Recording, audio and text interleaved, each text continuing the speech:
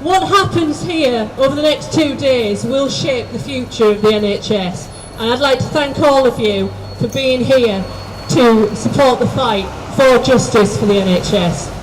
I'm chairing 999 Call for the NHS, and as Steve said, one of the Darlow mums who marched 300 miles from Jarrow to London for the NHS in 2014. Today we have marched, so to speak, to London to challenge the lawfulness of NHS England's proposed integrated care provider contract at the Court of Appeal. This time, instead of 22 days marching, it's taken us 2 years, but thankfully we haven't actually been walking all of this time. We'd be a bit tired. We are tired. Our appeal is a last-ditch attempt to stop this contract. We have to stop it because if it were used, it would irreparably damage the universal comprehensive NHS that we all depend on, since its payment mechanism is essentially a cost-cutting measure designed to manage demand for NHS treatments. In other words, cuts to services. The ICP contract was the subject of a recent We Own It petition, which I'm sure everyone here signed. Signed by, I think it's over 20,000 people, possibly over 30,000 now. 33,000 now and counting. And that 999 helped to hand into the Department of Health on 26th of October. Now, this contract that we're challenging was... I'll let him go past.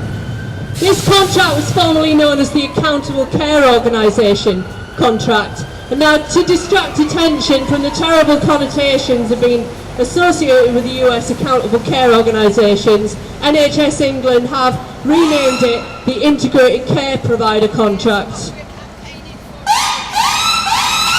That's what we're campaigning for.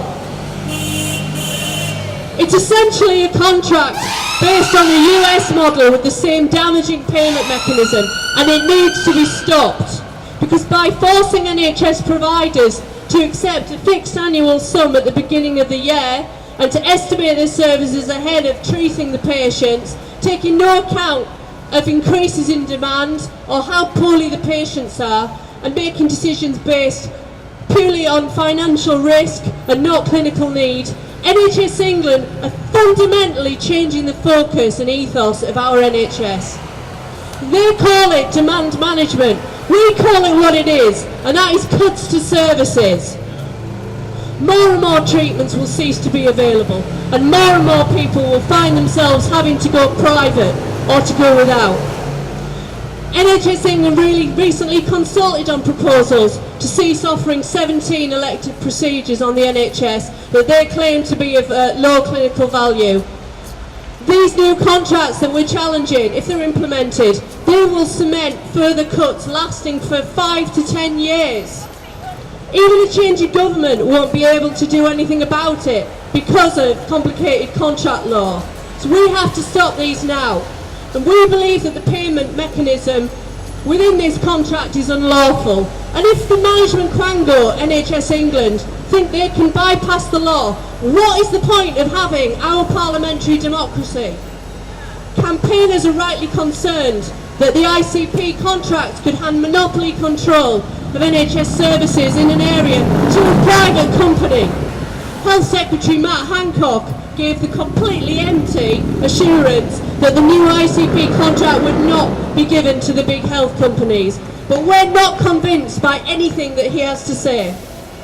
Even if these contracts are signed by NHS providers, they will still contain these funding mechanisms that will be hugely damaging to patient care, forcing the NHS to work like an insurance provider in a similar way to Medicare in the NHS, as Steve said. So for now, it's irrelevant to worry who is the recipient of the ICP contract. We need to concentrate on stopping it entering our NHS, and that's what we're here to do today.